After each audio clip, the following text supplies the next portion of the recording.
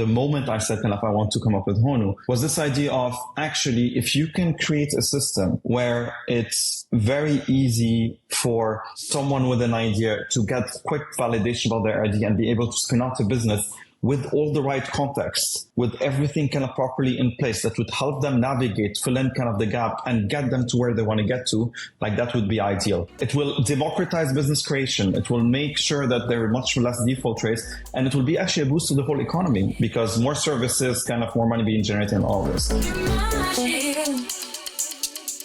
Welcome to the Imagine AI podcast. I'm your host, Chris Madden, and today we have with me Imad Riachi, who is the founder and CEO of Honu AI and a former data science manager at Facebook. Also very glad to have him here because he's a speaker at the Imagine AI Live conference that's happening in Las Vegas in a little under a month at the end of March. So Imad, thank you so much for being here. Thank you for having me on the podcast, Chris. It's an absolute pleasure. I'm looking forward to our conversation. Yeah, you're based in London, right? Absolutely, yes. Yes. Great. I want to go way back. And if you could briefly tell me about your childhood and what you wanted to be when you grew up. Oh, man. I grew up in Beirut, in Lebanon. I wanted to be so many different things when I grew up. I think it went from being a football player to an astronaut. At some point, I wanted to own a sports club. I think it just kind of changed, most probably kind of depending on either things I was watching on TV or people I was interacting with that I got inspired by. And then I think kind of for a while after that, I really wanted to go and be in robotics. And then I wanted to be an academic kind of doing research. And then I think things kept shifting till I got to a point where I got a first taste of entrepreneurship and kind of working on big projects. And then that stuck with me. I was like, that's the kind of things I want to be doing, like big projects that have kind of a big impact. Yeah, for sure. So Beirut, Lebanon, that's great. When did you leave Beirut, and what about your culture and upbringing there do you still take with you? Do you appreciate? So I did my undergrad in Beirut, and then I had the chance to travel to the States to do an internship at Carnegie Mellon at the Robotics Institute during my undergrad. And then I came back and I finished the year, and then I moved abroad. And I went to Switzerland to EPFL, did my master's, PhD, and then kind of London ever since. Growing up in Beirut, I mean, for those that haven't been to Beirut, it's a very, very interesting multicultural city. It's one of the oldest cities in the world. It had times where, as a city, it functioned better than it did today.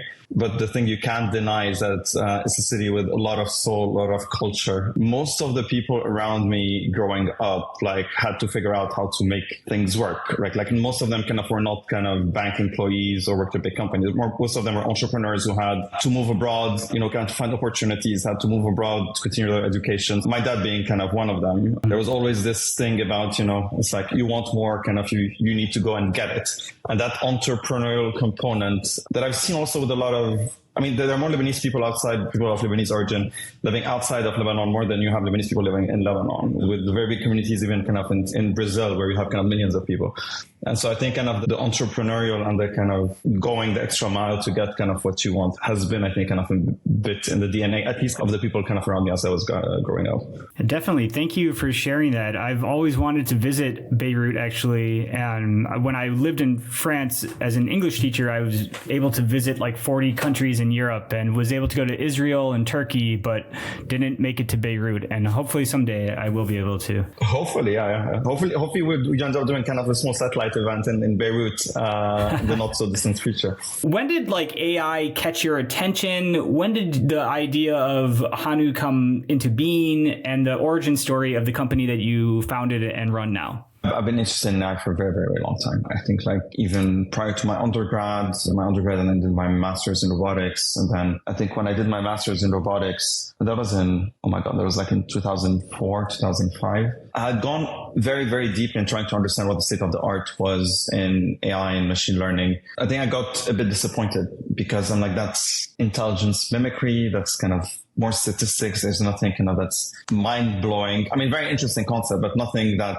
comes near anything that looks like a human intelligence. By random or kind of a lucky stream of events, I end up being at the right time in the right place for this huge project that was going to start back then in at my university called the Blue Brain Project, which I was part of the core team that ended up becoming the Human Brain Project, which was a neuroscience project where people wanted kind of to build a computational model, a simulation model of the human brain down to the ionic channels, which wasn't an experiment or a project designed to understand intelligence, but more kind of to understand like how you can be using models of the brain for biotech kind of research. But to me, it was an opportunity to be like, can I have now a closer look at how the brain works? And maybe I can understand a bit more kind of what's really missing there. So I basically took a lot of the tools that I had learned in computation, in AI, in modeling to take those, apply them kind of to neuroscience to be able kind of to model the brain. And what ended up happening, and the reason I'm spending just a bit more time on this, is that I got much more exposed to a different kind of computation, right? So it's not kind of the AI, statistical learning, machine learning, but I got involved a lot in what is known as complex systems design, modeling, simulations. Like how do you build very complex models of things that you can simulate, and how do you understand their emerging behaviors? How do you understand kind of their dynamics? How can you do that, right? And then what resulted from that was that I ended up having a lot of experience post my PhD in complex system design and simulation and in AI. And ever since I was like, there's a lot that can be done at the intersection of these two spaces. And when I started working, so I had a small experience in a company, in a startup. We created a startup towards the end of my PhD that was in climate tech. That was back in 2008. Before most people kind of were talking about it. That didn't kind of really work out. But it was my first taste of like building something for the real world that wasn't academic. And then ever since I moved to London to start working, in the back of my mind, I think that must have been a bit kind of the academic snob still in me, to be like, oh, like this is not as interesting as science, So like, oh, surely kind of there are bigger problems you can end up solving. But the thing that always stuck in me is like when I saw business decisions being taken and how people think about things, I'm like, maybe we can build a system that can make better decisions than humans. It's like it doesn't, maybe you don't need 10 people in a room to make these decisions. So how would you design a system that's able to understand the given situation and make better decisions? And it stuck with me. And it became at some point a bit of a thought experiment I do whenever a meeting would become kind of too long. I'd be sitting there and I'm like, wow, like 10 people in a room.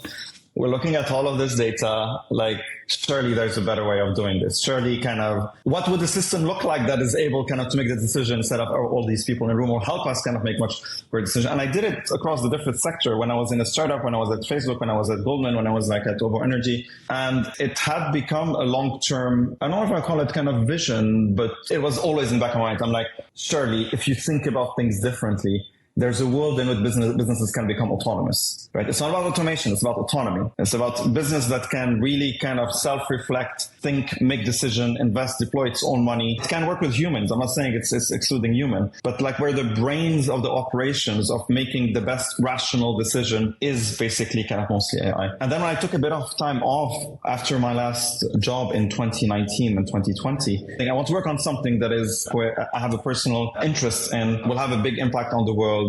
Positive impact. That's a complex problem because I think I have a history of solving non-trivial, like big problems that have non-trivial solutions. And that thing kind of came up and I'm like, okay, so maybe now it's time for me to just, like bite the bullet and do it. And I ended up raising a bit of money at the tail end of 2021. And we started kind of building the technology that would enable business autonomy. That was kind of prior to the explosion in the ChatGPT and like the AutoGPT and all these things. But yeah. And so it was kind of born during the pandemic, would you say? I mean, you were kind of in between, you had finished your previous job and you had a lot of time and like figuring out what you wanted to work on next. And this big project emerged. When did you come up with the name, and could you explain like what is the founding mission of the company and what you're trying to do? Yes, sure. I think kind of during that break, I had taken a bit of time to just, as I said, kind of reflect on things that I wanted to do. And every time kind of that would come up and I would speak to a few people about it, they'd be like, oh man, like this is a bit too big, it's like you need to do something a bit smaller. Like you either like, it's hard to do something like this. It's a very big jump. You'll almost kind of not find anyone kind of to fund this at the very beginning. And I think the more I thought about things, the more I got convinced and obsessed about this. Like that's the thing I want to be doing. And then I end up kind of going and raising for that. So let me just tell you what the mission is, and then I'll take up what the name came from. The personal component also in Honu, apart from my like technological or huge interest in the space, is that when you asked me about my background, very interestingly, and I said kind of I grew up around people who had to be entrepreneurial. It wasn't like even a choice, like you had to be entrepreneurial if you wanted to make a living, is that I've seen a lot of the difficulties of being someone who has, even kind of within my own family, like someone who has their heart in the right place, all the right intention, but there's a skill gap and information asymmetry that they don't understand how things are. They don't know how to do kind of proper accounting, or they don't kind of understand how kind of marketing work. And that always ends up creating bumps along the road that might be the determinant between their company working or not. And so to me, I'm like, as a young kid, especially when I look at family, and my dad was a small business owner, who created kind of his own businesses.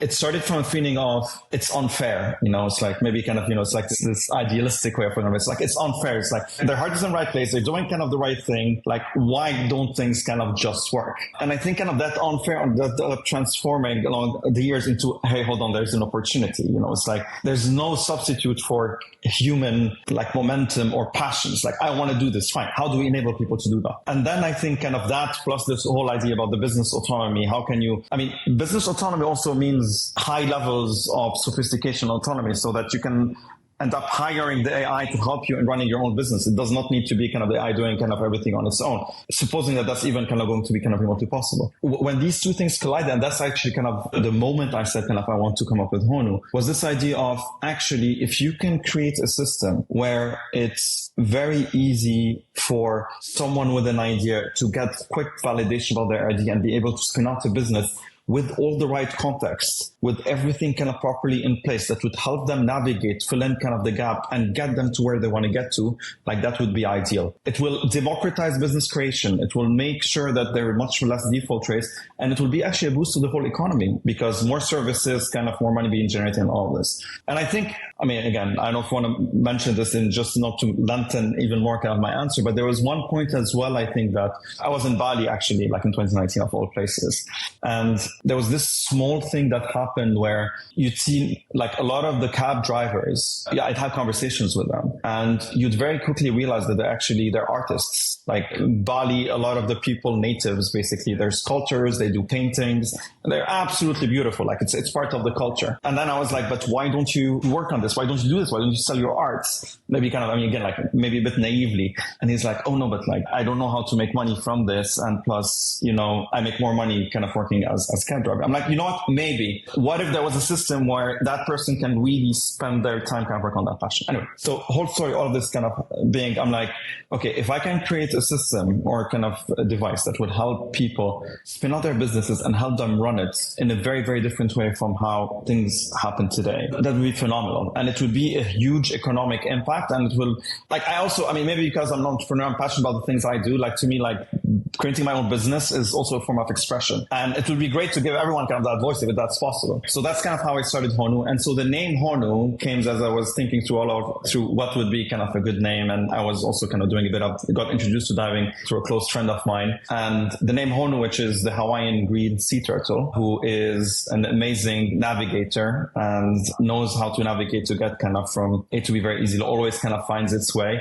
And it's also known as, I don't want to butcher the term, but I think it's Amakwa, which is also known as the protector spirit for the natives in Hawaii. And I'm like, well, something that knows how to navigate, that, is like acts as the protecting spirit. Can we be that for small businesses? And then it all kind of clicked and the name was available. And plus you can kind of do something where you can connect the dots on the shell of the turtle. And I'm like, brilliant. No, I like that logo a lot. The connecting dots, of the turtle's back. Are you a podcaster? Do you appreciate the power of AI to make your life more productive? Well, do I have the tool for you? Podcast AI is a company that streamlines all your post-production needs. It honestly saves me an hour or two of work every episode, and it gives me tons of ideas for marketing and social media posts. Go over to podcastai.com now to see for yourself. Well, thank you for all that explanation. I'm curious now to just kind of dive in deeper. So autonomous AI agents that help you start your business and help your business idea and help you navigate the complexities of starting a business. I'll go just a tiny bit deeper to explain our thinking. There's actually kind of a very big technical innovation in what we're working on. So whenever you talk about autonomy, I think people think kind of bigger AI AI, more data. We need more AI, we need kind of more data. The slightly controversial take that we have on this is actually to get there, we don't think it's necessarily about bigger AI, like another trillion chips or much more data. I think what you need to do is that you need to just rethink a bit your intelligence stack. What I mean by that is that we think that the thing that is needed to create that leap to get you closer to high levels of autonomy is actually kind of a missing layer. You can call it a cognitive layer. We call it a decision infrastructure that sits between the data and these agents that are running. And what this layer does is that it acts a bit as a nervous system of the company. Not only does it connect all of the data points, but in a way where it contextualizes the data in an understanding of the business. It also kind of creates a common ground for the different agents to be able to reason on the same model of the business. And that to us is like an absolutely crucial step to be able to get the higher level of decision making, because we think of decision making as being a bit as a pyramid. So you think of like operational, tactical, strategical, executive. I believe that most of the technology that is out today is between kind of the operational to tactics, like task, go and maybe kind of do this task or think about things. You have things that might mimic strategy, but like they're very, very, very kind of unreliable. But if you want to get to the point where you can go to strategical decision making, you need your agent, your AI system, whatever kind of it is, it needs to be able to have a holistic view of your company and a holistic understanding of how the different bits kind of fit together and how one kind of impacts the other one and what are the risks associated with it. And that's basically a big chunk of what we're introducing in that layer that we call decision infrastructure. So coming back to your question, like our idea of how you build high levels of autonomy in a company is like the data and the ecosystem. This layer that we're creating, that's a new category, and that's kind of one of our bigger innovations. The different AI agents that exist that can be plugged in and run on our decision infrastructure. And then kind of a thin layer on top that kind of does the orchestration, right? So that's technically kind of how we're approaching it. Now, the initial end users for this technology to us are still where our heart lies, which is small business owners. Either kind of people who want to start their company. So today we're starting with people who already have their company, but we want to go very quickly towards people who want to start their company and start it as AI native, because I think kind of you get much more bang for your buck when you started thinking about it kind of in that way. And the technology that we're building, or that layer that we're building, is sector agnostic. So we're building it in an abstract enough way so that you can actually kind of apply it to any sector. That being said, we started by looking at the e-commerce sector. We're looking at the restaurants sector, and we're still looking at the third one, just to do a proof of, to be able kind of to prove that this can really be sector agnostic and really show the value that it can create. We're looking at the third one, which can be kind of hospitality or kind of some other places. I think the only thing I want, just because there's a small differentiation I want to make, that is the end users of that technology to us are actually twofold, which are one, the small business owners that we really want to enable and like 10x their business and 10x their possibilities of success. On the other hand, we also have the developers who are building these agents. And so when I said we're building a decision infrastructure based on which these agents can really plug in, like we're creating an SDK or kind of bridges where these developers can create these agents that can interact, and we take care of the distribution. So to some extent, we give them the SDK, we become a bit also as their app store basically kind of model, so that we can distribute these agents to the small businesses that need it. We take care kind of the monetization, and then they can also leverage these unique capabilities that are now kind of possible due to our decision infrastructure that we're putting in place. So it's basically two sides that are kind of end users. Okay. So you're building a platform in a sense that other developers can build on top of as well? 100%. Yes. Yeah. Yes. 100%. Mm-hmm. Today, kind of our focus is small businesses, but we can very clearly see that saying maybe kind of on the medium term, not even kind of on the long term, our technology could also kind of work within the enterprise. So I think kind of its scope is going to be much more kind of within a certain function. And because it's a platform, because it has its own SDK, like it can also be augmented by the enterprise itself using kind of its own models, its own developers can help with it and all that thing. So, but for now we're focusing on small businesses and with an eye on what enterprise could look like next. Very cool. So let's go back to your example of the Bali taxi driver that's got this like side passion of art, and he's a great artist and he's creating these sculptures and these paintings, but he doesn't know what to do with the idea. He doesn't know how to make money. How can Honu help that person? What's the experience going to be like for them? Okay, so for them as an end user, ideally, where we want to end at is that they would go into an application, which would be like, let's call it kind of the Honu application, because other people can build their own applications on top of it. Let's assume it's the Honu application. The person would come in, would put in a few words about what they're trying to do, maybe kind of even upload kind of some of their paintings, talk about what their objectives are, talk about what are the means that they have, like how much does he want to invest into this business, how much can he produce, all of that kind of information. And then ideally to press on a button, and then the system will take kind of that information and then do a bit of a feasibility analysis, so a bit of testing, like, can this be done? Can this kind of not be done? Is this kind of a good idea? Where are the risks kind of associated there? There might be a couple of other questions that need to be answered. And then ideally, the way I would like it to be is that the big kind of green button kind of comes up, presses on it. Business literally can get set up for them, right? Like it can get incorporated. That will depend though kind of on the geography, because in some places you've got very well, like you've got a lot of the government services that are very digitized, and opening a bank account can be digitized and all that thing. So we will assist them in kind of opening up that business, creating kind of the bank account. And then most importantly, it's like, okay, so we've got like now $1,000 in bank account. Now what, right? So, and then we'll come up with the whole plan. They'll have agents that are a bit like their co-founders with them, suggesting what the next thing is. And that's constantly kind of suggesting actions, acting on them, measuring the impact, and then creating that, like optimizing this kind of in a loop. Because at the end of the day, running a business is a system optimization problem. It is a system optimization problem. It's like you've got finite resources. You've got a system that is your business that you're putting these finite resources into, hoping to generate more resources that would go into this and then create that thing. And then with these resources, you either feed the machine so that you get more out of it, or you invest in extending your machine to some extent so that you can also get more out of it. And so we're basically solving kind of the business as that kind of system optimization problem, which is possible to frame in that way because of the decision infrastructure kind of that we're building. And then ideally, it will also kind of get to a point where like even financing would become very easy, where it's like this business is running and then all of the key decisions are being surfaced to the business owner. Be like, hey, look, we're thinking about doing this, this, and that. Are you okay with this? And it's like, okay, fine, do it. And then at some point be like, look, you might want to, it looks like it would be a good decision for us to get like, say, supply chain financing, because your cash flow is like a lot of the cash is being kind of held due to the inventory kind of cash cycles that you have.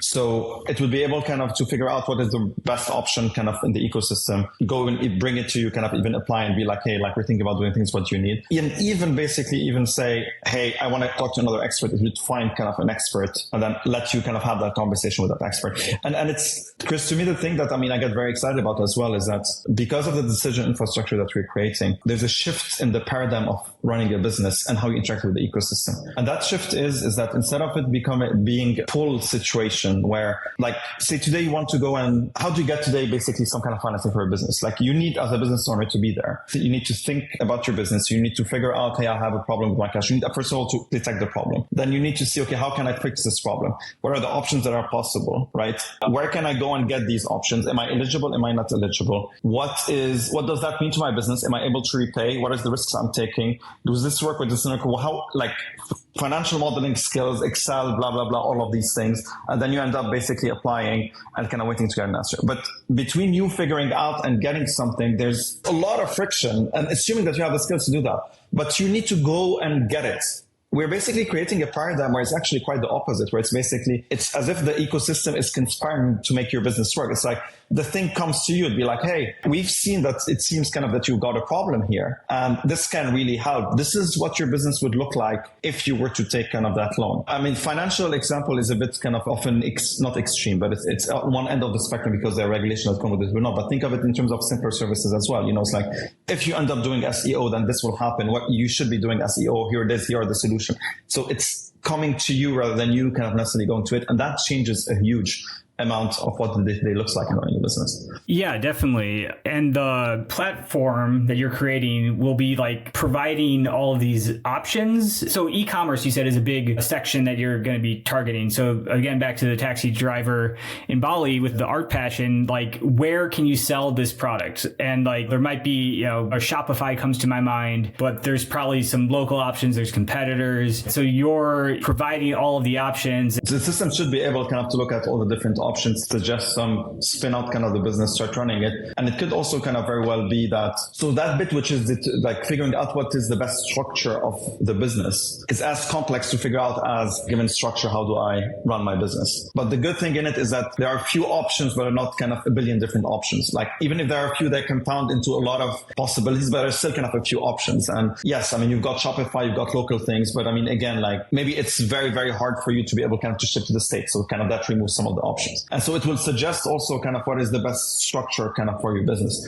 It could very well be that maybe kind of the best thing for you to do is like talk to another company, make your art available through that thing, because you don't want to be doing it kind of en masse, right? Like you don't want to be producing kind of 1,000 paintings, you produce kind of three or four basically a month, and that's kind of pretty much it. And so it's about kind of where do you make this possible? Where do you make that visible? And it could be that, again, in terms of, because the suggestions, and that's, I think, something that I've just glanced over, are not one size fit all. Like it could be that I don't have a huge risk appetite. I don't want people putting $10,000 into this. You know, if I'm willing to put $10,000 into this, most probably kind of strategy is going to be different. But say kind of, I want to do this with like as minimal cost as possible. And timed. 100%. These two parameters are actually two key components that would change the strategy that would be recommended to the business owner. Yeah, you brought up another option for this taxi driver is like, hey, put me in touch with a sourcer or an art dealer that can do a lot of the business front for me and just provide me with a way to sell my goods. I can even give you a much simple, like another possible kind of outcome. And again, we're still talking about the business setup. I think the running of the business is itself kind of a whole complication. It could very well be that there's and this is where the agents can become very interesting, where basically there's an agent, which could be a human or could be also an AI agent, that be like, you know what, just continue doing your taxi driving. Can I represent you and find you kind of an outlet to these things? And you know what? You can either pay me, say, £100 to do this for you for 3 months, or you just pay me kind of based on outcome. Like if I sell this, then I get 10%. You know, so it's like continue doing your things. I'm taking care of it, but I want exclusivity there. There are a lot of possibilities. And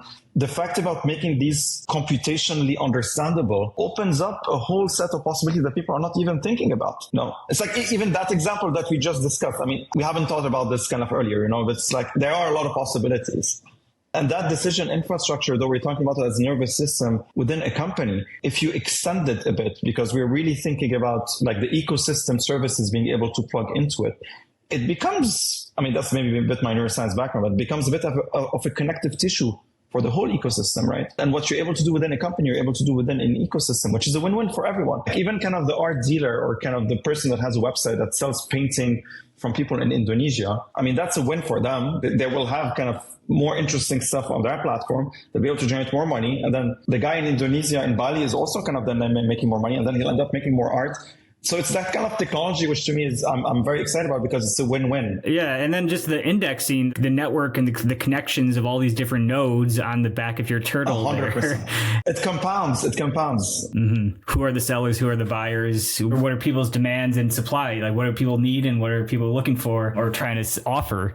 And so it made me think of my other business. So I'm running the Imagine AI Live conference and doing this podcast, but me and a different co-founder, we run a media agency. And we have a few clients, big clients. We make podcast clips. We put their podcasts on YouTube, make clips, put on TikTok, Instagram and stuff. And we have a team of editors, and just thinking about putting in all the information that we have and kind of our pain points and struggles and things, and just hearing the feedback and helping us find more quality video editors, helping us find more clients that are interested in this service and giving that to us instead of us, you know, going through these sites. Like we think we know a good place to find good video editors. We don't really have the time to look at other places. It's all through our kind of network that we are getting more clients. Maybe there are people that just have never heard of us, and for existing businesses that are trying to augment. I'll give you another example that we're literally kind of currently kind of working with as a design partner. So we partner with this company in London that creates digital services kind of close to 1,000 restaurants in London. And so we're working with some of their restaurant owners who are people who are, as you would imagine, at least kind of the vast majority of them, passionate about food, about service, and about creating the best experience kind of to people kind of coming in, right? But there are a lot of other things that are required to run a very successful restaurant business, right? You need to make sure kind of that your capacity, you're always kind of full, you've got kind of a lot of people coming in, that you're filling kind of these seats, that you've got kind of the right people from staff. Recruiting is a huge headache, especially in post-COVID kind of here in the UK. getting kind of the right temps kind of to come in, how much you want to advertise, like your marketing, like predictions, forecasting. The business owner of that restaurant doesn't have time to do all of this. But when they plug their restaurant into our platform, and then you can start presenting to them agents, which are enabled by the decision infrastructure to be able to understand the scope of the business and be able to do things like, hey, by the way, your restaurant still has 40% capacity unfilled, say, kind of next week. What about we do kind of a media campaign that's going to cost us X so that we can fill these slots? And if the thing is even able to compute, because it's at the end of the day, as I said, it's a system optimization. It's like it should be able to compute the ROI because of the decision infrastructure. To be like, hey, it's like your average order value is going to be usually kind of $50. It's worth us spending up to $30 to acquire kind of these customers. This is kind of the media campaign that we're expecting, and let's do that. And it doesn't need to be one agent; it could be two agents working together to make that happen. But I mean, that's huge. Yeah. That's absolutely huge. If it's not worth the time. 100%, yeah. It could be trim the capacity within, it's like you don't need to have that many full-time people, just, change into part-time people, because especially for places like this, it might cost you more to bring people to your restaurant than it is to serve them. And then you can actually make it a restaurant owner decision, because part of the restaurant is the DNA of the founder. It could be that, you know what, I don't care. I want to always be ready because this is how I want my restaurant to be. Absolutely brilliant. But it's a decision now that's made very consciously, not because of lack of visibility or understanding of what the other options are. Yeah. And I see now like the incentive for a service provider, a marketing agency or a media agency like my own, to like kind of plug into your node and like say, hey, we have these services available for any business in your network that's like looking for this kind of work. And I tell it the prices that I'm willing to work for, and they're saying, the prices they're willing to give, and you make the connection if it makes sense. You're absolutely spot on. You're absolutely spot on. Like literally yesterday, I mean, because this thing with the restaurant, these design partners we're working with, like is relatively new. We spoke to another company based here in London and France who are the market leaders in providing temp hiring in the restoration industry, right? And they made exactly the same comment you did. And actually, this is why the conversation started to be like, hey, we will have access around kind of 700 or 800 restaurants who will come to us for help in decision making. Hiring is one key decision making. So maybe we should plug your service on our platform so that for the scenario we just said earlier, it could be, hey, kind of company X could help you with this and that. It will cost you kind of that much. Ideally, they would wrap their service in an agent. And that's a whole different conversation about the benefits of wrapping a service in an agent versus just having it kind of there as an API. But it's exactly your comment. And that's, I think, the thing that got me more excited. It's like you're literally kind of connecting the dots, and you're connecting them also kind of across different sectors. Like if I have tomorrow kind of someone in like a vertical in the hospitality, and they also kind of need temps. And if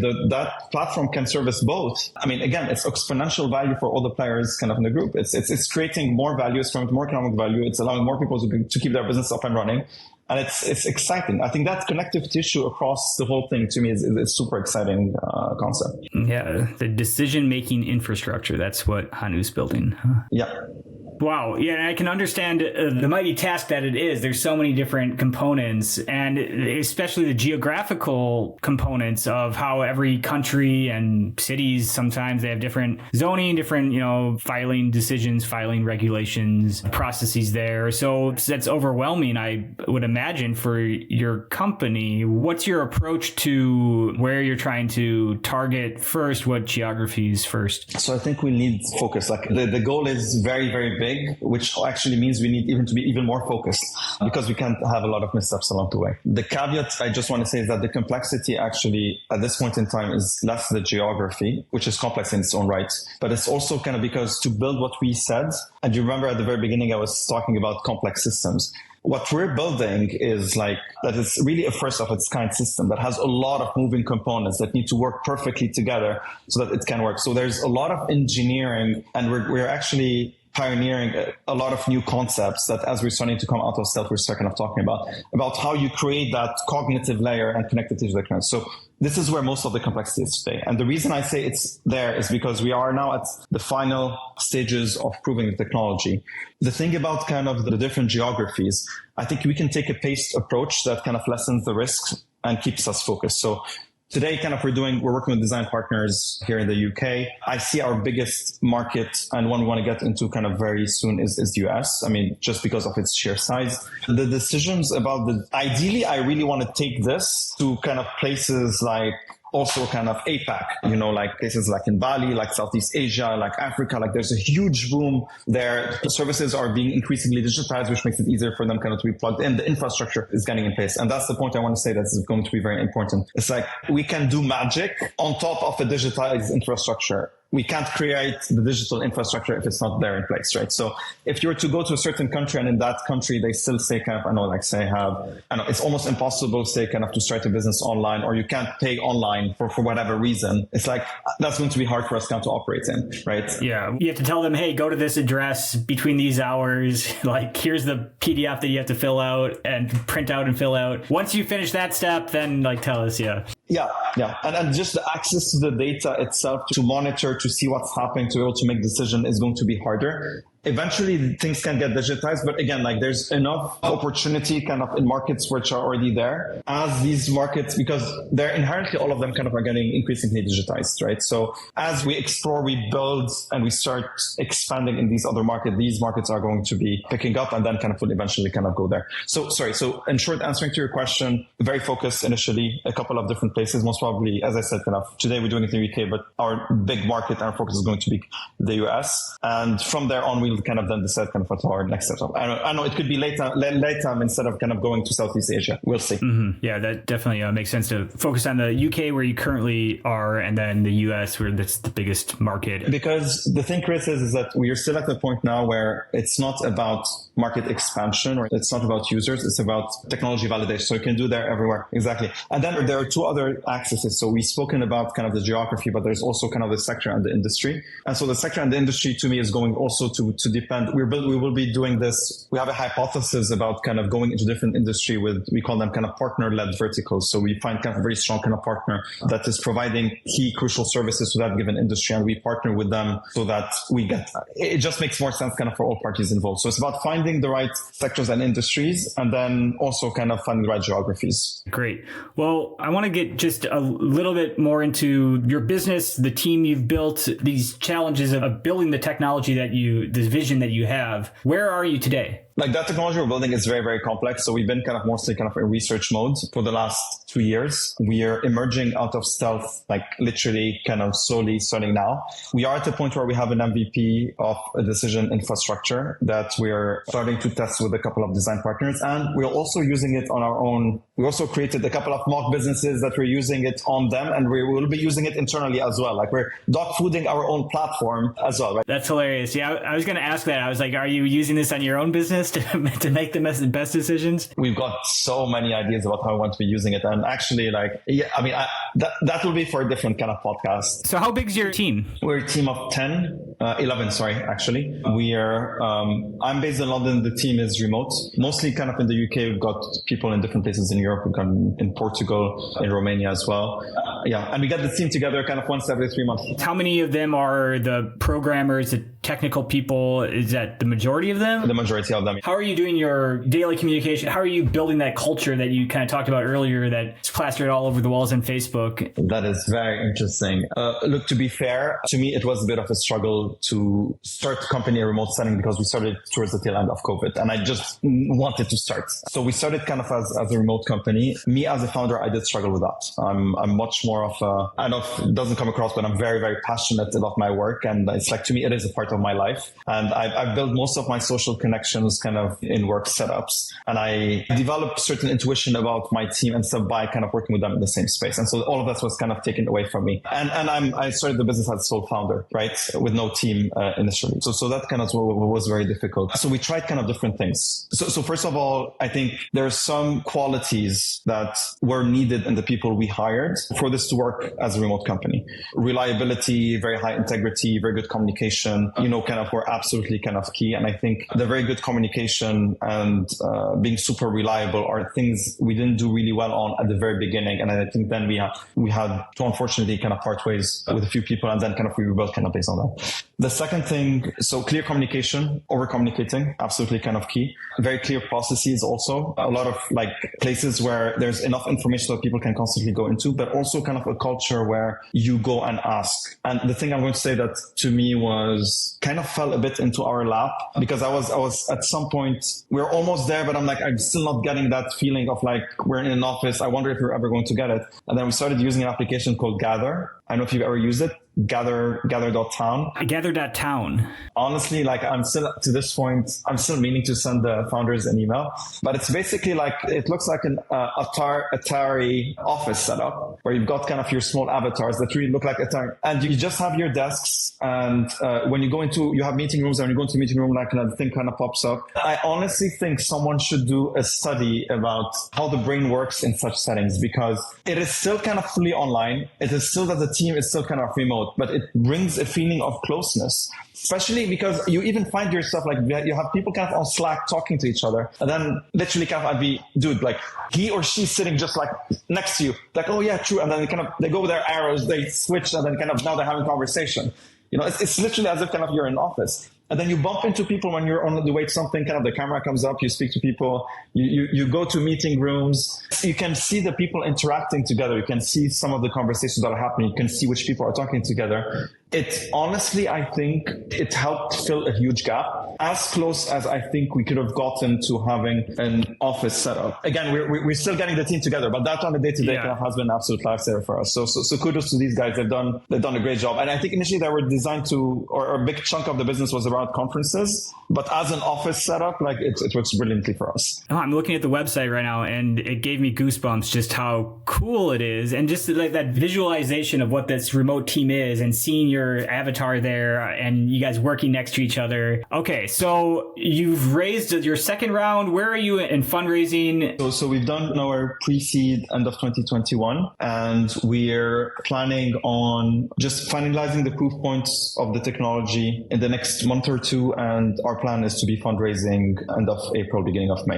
which would be a seed round officially, yeah. Great. And I mean, this is like a long-term process. I mean, you've got a lot to build out. And what's your ideas for monetization then? So there are two obvious ways of monetizing what we have. So first of all, it's because the decision infrastructure is built as a PaaS, so platform as a service model. So there's the PaaS monetization kind of strategies that you have. And then the agent store or the service store, whatever you want to call it, kind of model, which is basically kind of developers build things or companies build things, they make them available, and then we take kind of a cut out of the hiring is the model kind of we're going with initially, at least kind of for while we're still looking at the small business segment for the short term. And the medium term, I think for enterprise then becomes kind of a slightly different business model. Mm-hmm. What I like about what you're building too is it's not necessarily dependent on the advancements of all these other LLMs and OpenAI by the time, a year from now is going to be on whatever version, but it's just something that sits on in a different layer from what you're building. 100%. You're so spot on. And that's, to be honest, like we had a bit of a hard time like last year around kind of April, May. I was on the West Coast, and I think it was around the time when Baby AGI and AutoGPT came out. Brilliant ideas, brilliant technologies, but like they don't solve the kind of problems that we're trying kind of to solve. There seems to be kind of an overall direction, as I had mentioned earlier. It's like, okay, so we're close, but it's just like more computation, more data, more things kind of solve this. And our point, to which you brilliantly kind of just mentioned now, it's like, I don't think that's the case. I think you just need to rebuild your intelligence stack differently, like put that layer and then these things. And then you want to be using like Llama, you want to be using, I don't know, like the newest models coming out of OpenAI or Mistral or whatever. Brilliant. You want to use MetaGPT, whatever frameworks on top of that? Excellent. You want to have an Excel spreadsheet that encapsulates your expertise, and that in itself has IP? Brilliant as well. We will leverage the expertise in whichever form it is embedded in this agent, and we will orchestrate it and deliver it at the right time, in the right place, in the most efficient way kind of for the business owner. And that is the thing that I think almost no one is talking about, and that to us is absolutely key for the whole ecosystem to move. That's to me a bit what the future of the ecosystem looks like. Well, this has been an absolutely pleasure talking with you. Do you have anything else you want to get across? How can people follow you? I know you're just coming out of stealth now. This podcast will be a nice beacon for you. A monumental thing that you're building. And I think through all these questions, I see the huge potential of what you're doing. And it's really exciting. It is super exciting. I think for people to find us, we've got our website. Like we will be upgrading our website for it to look a bit less stealthy in the next couple of months. You can find me on LinkedIn. I'm on Twitter. My handle is is Don Riachi, Donriachi. And listen to your podcast. I can come to the conference, which you guys kind of are holding. Yeah, I mean, I'd be very excited to talk to people who are excited about this vision. As I said, as we're coming out of stealth, I would love to connect to people who are interested in an idea that is as big as that. In any capacity, whether kind of they're techies, they're interested in working with an exceptional team to build kind of the next big thing, whether they're people who are, interested in partnering in building kind of the next thing, or whether even kind of people in government who are interested to see what does that look like? Because I think the thing that we haven't touched on, and that's maybe kind of also kind of a whole session on its own, which is like in a world where you have a large level of autonomy in businesses and you've got kind of this explosion of businesses that work kind of really well, that also starts shaping a bit the economy differently, right? So people talk about AI, I mean, not a lot, but I mean, I like talking about AI first business. There's also the concept of what does an AI first economy look like? And what shape does this AI first economy look like? What does the future of work in an AI first economy look like? Because I think most people kind of, when you look at an ecosystem or a system and they're like, okay, so that component, so within the ecosystem, say kind of, what does the future of small businesses look like? And we're like, oh, they'll be highly autonomous. Like, oh, fine. So the people here might end up losing their jobs. And I'm like, no. It's like, if you learn one thing from studying complex system is that you cannot look at the change locally. So when this happened, how is this going to change the whole thing? Yes, there'll be maybe less people working in the enterprise, but you'll have 10 times more enterprises coming up, right? The way services are going to be delivered is going to be very different. The way an expert is going to work, he'll most probably kind of not be working in one company. He'll most probably end up working less hours. He'll most probably end up being helped by a couple of agents that assist him in delivering his expertise to 100 companies instead of having it into one. And he'll most probably end up being paid 10 times more, right? And so how does that look like? What is the role of the government beyond regulation on that? I mean, there's a lot of talk about regulation, but how do you deliver kind of the right tax incentives? How do you help your economy? Where do you put in the right incentives? How do you provide the financing? How do you facilitate these things?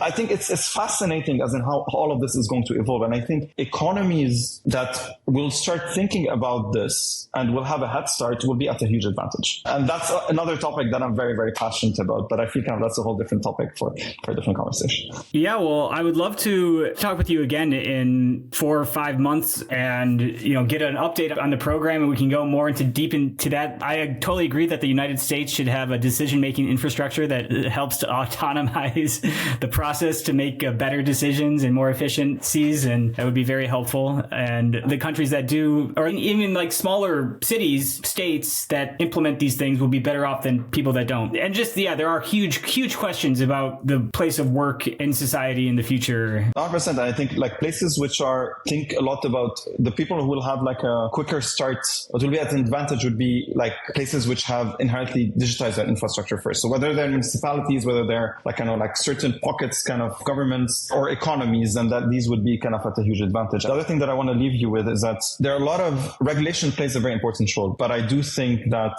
a huge chunk of it will always need to be done, like inherently done by the people who are building these technologies. Like, yes, we're building something that is beyond automating, but it's like bringing a lot of autonomy and better decision making. But like one of the key things that we do we say about our company is that we are building human-centric technology. Like to me, it's about, this term is being used kind of very loosely, but I really believe it. It's advancing humanity, right? It's like, how do you do that? You can have a lot of regulation, but if the people who are building that technology don't have that at heart, I think regulation on its own will never kind of work. And that's a much harder thing. It's a much more of an intangible thing than it is really kind of rules and regulation that you need to put in place for things to get to where you want to. Well said, Imad. Thank you so much. I've greatly enjoyed this conversation, and see you in Las Vegas, March 27th and 28th for the Imagine AI Live conference. Thank you so much, Chris. I very, very much enjoyed this conversation. Lovely speaking to you as well. And yeah, looking forward to catching you over Las Vegas. Thank you. Thank you.